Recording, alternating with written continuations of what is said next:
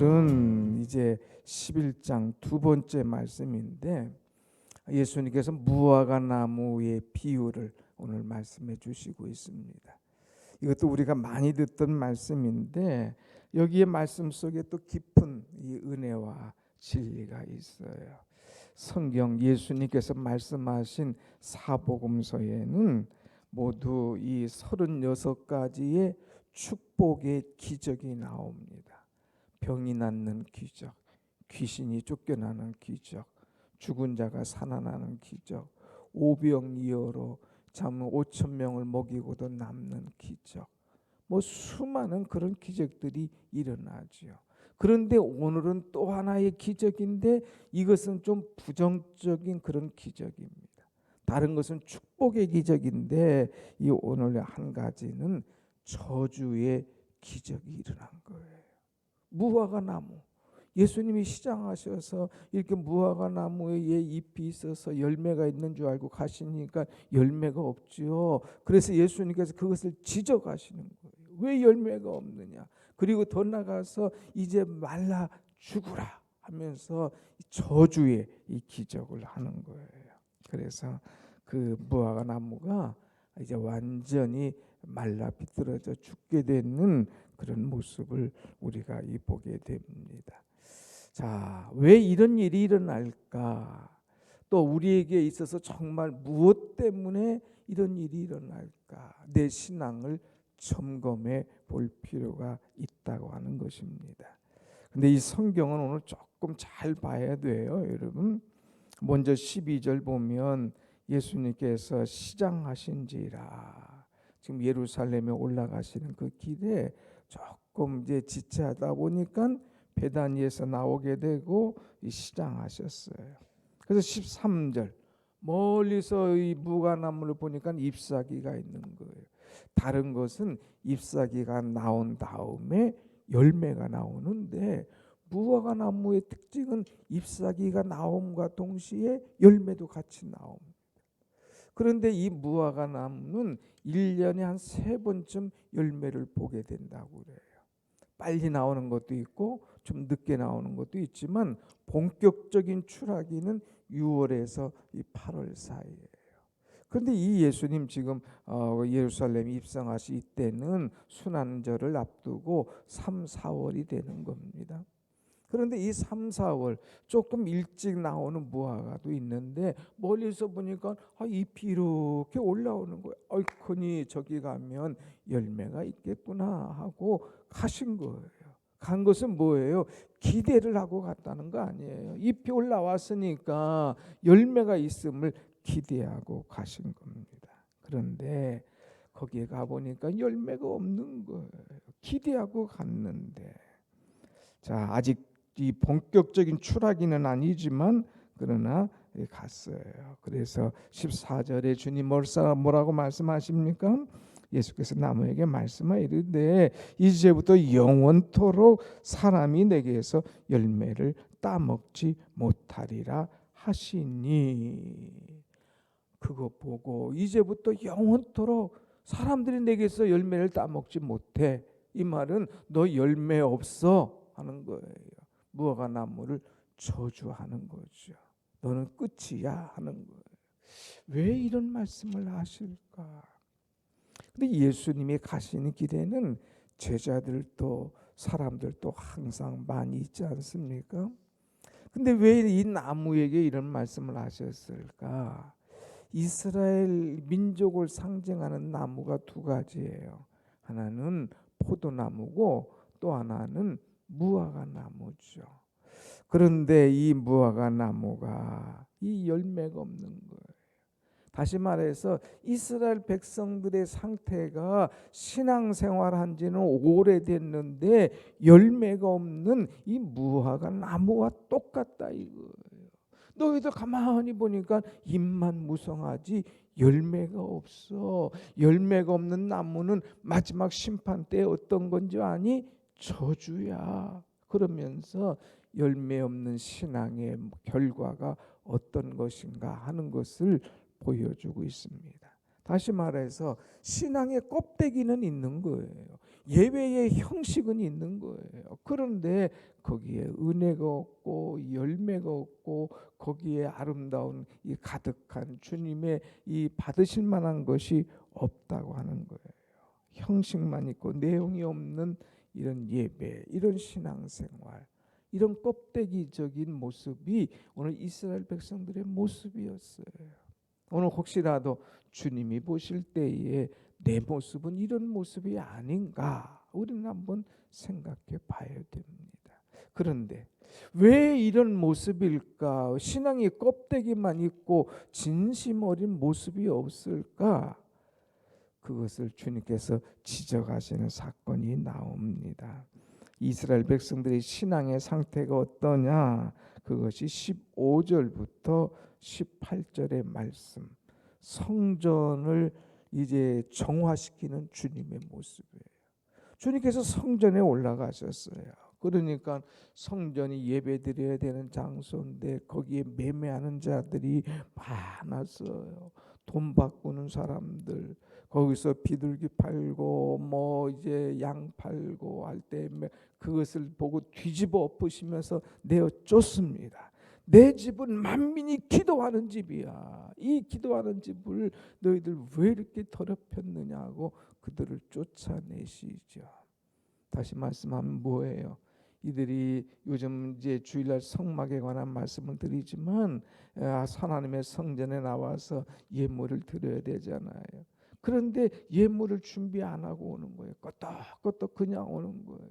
집에서부터 첫양 첫새끼 정성 들여서 준비해서 잡아와서 여기서 예물을 드려야 되는데 그냥 가지 않고 그냥 돈 가져와서 여기서 이 양을 사는 거예요. 아니면 양이나 이런 것들 가져오는데 그냥 아무거나 이 가져오는 거예요. 그러다가 제사장이 검사해보고 이거 병들었어, 눈 멀었어, 이거 하나님 앞에 이런 것 아니야 해놓고 자기들이 준비한 양을 내놓는 거예요. 그러니까 둘 다 썩은 거예요. 백성들도 그냥 멀으니까 아무거나 가져온 것도 문제고 그냥 가져오기 싫으니까 그냥 돈만 가져온 것도 문제고, 제사장들은 이렇게 봐가지고 그거 안 된다고 빼놓고 자기들이 준비한 양 내놓으면서 팔아먹고 또 거기서 돈 바꾸는 사람이 있고, 그러니까 이 교회가 하나님을 속이고 엉망진창인 거예요. 그래서 그들을 다 내어 쫓았습니다. 하나님의 성전을 너희들 어떻게 이렇게 더럽히게 만드냐? 내 집은 만민이 기도하는 집이야. 어떻게 너는 하나님의 성전을 강도의 소굴로 만들려고 하느냐 하면서 그들을 다 내어 쫓는 그런 모습. 다시 말해서 이 백성들의 신앙의 현 주소를 얘기해 주는 거예요. 너희들 신앙의 현 주소가 뭐냐? 예배한다고 뭐요? 형식만 있지, 껍데기만 있지, 하나님 보실 때 아름답지 못해. 이렇게 신앙생활하니까 열매가 없지, 이렇게 신앙생활하니까 가지만 무성하지, 다 껍데기야 하면서 신랄하게 그들을 비판하십니다. 그러면서 열매가 없는 이유가 뭔 줄 아니? 그것은 바로 기도가 없기 때문이야. 기도. 그래서 세 번째 쭉 들어가서 주시는 말씀이 20절부터 쭉 주고 있는데 그 가운데 24절 말씀. 24절 같이 봅니다. 시작. 그러므로 내가 너희에게 말하노니 무엇이든지 기도하고 구하는 것은 받은 줄로 믿으라. 그리하면 너희에게 그대로 되리라. 아멘. 아멘. 여기 말씀 보면 껍데기적인 신앙생활 하지 말고 기도해. 내 집은 만민이 기도하는 집이야. 너희들 가만히 보니까 기도가 없어. 기도해야 돼. 그래야 하나님께서 영광 받으셔. 기도해야 그것이 참된 예배야.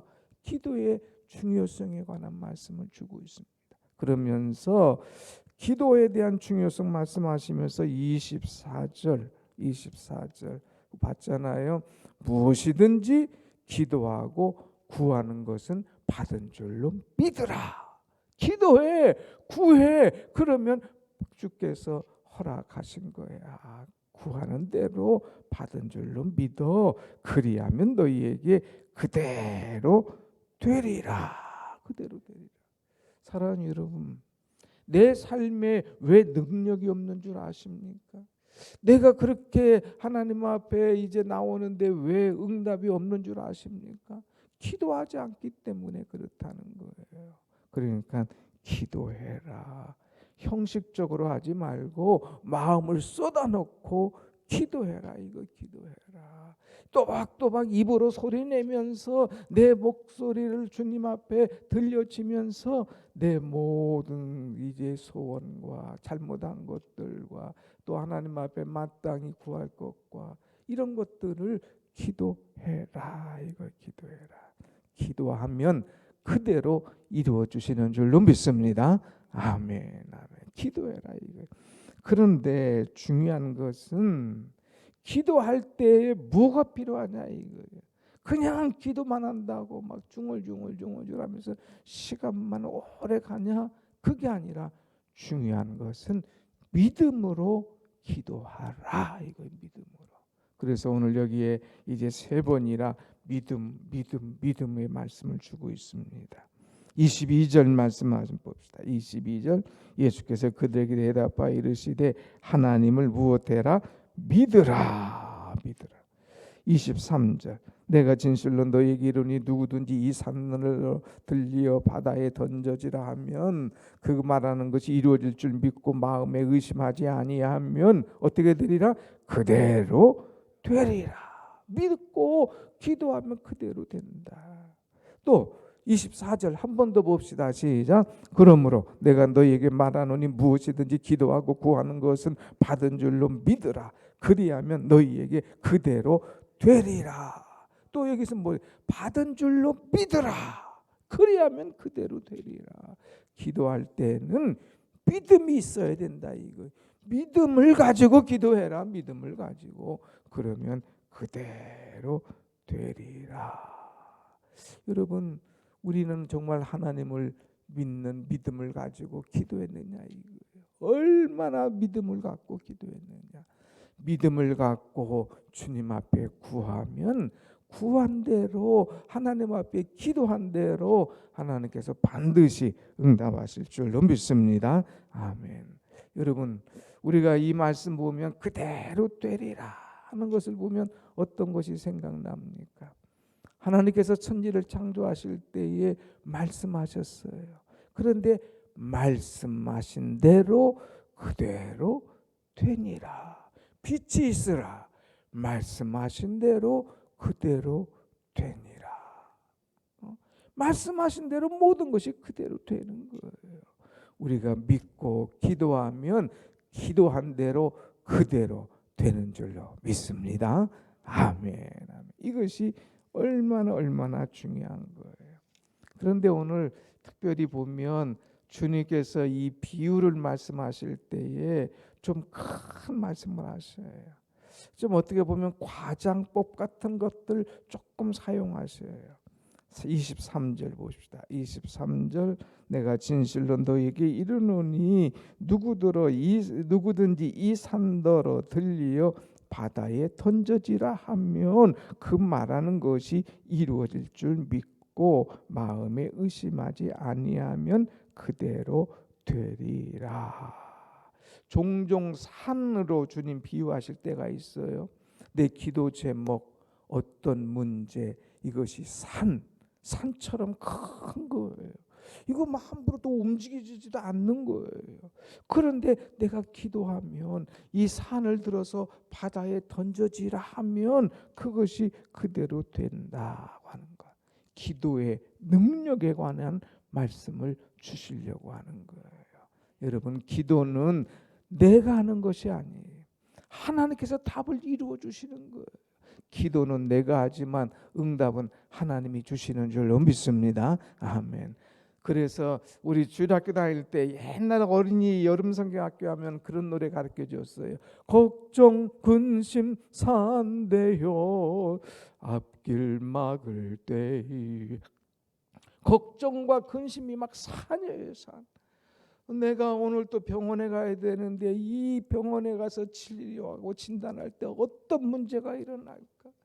또 이런 진단을 받았는데 이것이 어떻게 해결해야 될까? 막 걱정과 근심이 산이 되는 그런 분도 있어요. 그러나 여러분 염려하지 마라 이거예요. 산과 같은 걱정 근심도 기도하면 하나님께서 바다에 던져버리신다 이거예요. 해결하신다 이거예요. 깨끗게 하신다 이거예요. 할렐루야. 아멘. 그렇기 때문에 믿어라. 믿고 기도해. 기도해. 자, 그러면 말씀을 정리합시다. 무화과 나무 예수님이 시장하셔서 기대를 하고 갔어. 근데 열매가 없었어. 저주했어. 왜 그랬을까? 왜 그랬을까? 형식만 있고 껍데기이기 때문에. 주님은 형식만 있고 은혜 없는 껍데기적인 신앙인 예배를 원하지 않으시는 거예요. 왜 껍데기 신앙일까? 기도하지 않기 때문에. 성전에 와서 중요한 것은 기도다 이거예요. 그런데 기도하면 되는데 왜 기도하지 않느냐? 우리의 기도에서 정말 중요한 것이 뭐냐? 믿음이다 이거예요.